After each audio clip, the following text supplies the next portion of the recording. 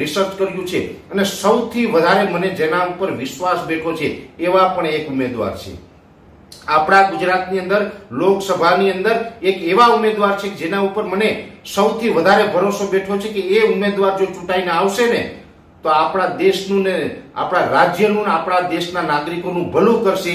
એ ઉમેદવાર છે ગુજરાત રાજ્યની અંદર બનાસકાંઠા જિલ્લાના કોંગ્રેસના ઉમેદવાર છે ગેનીબેન ઠાકોર. એટલે હું તો બનાસકાંઠાના દરેક નાગરિકોને ભલામણ કરું છું કે તમામ વસ્તુ જોયા વગર તમે ગેનીબેન ઠાકોરને ખાસ મતદાન કરજો.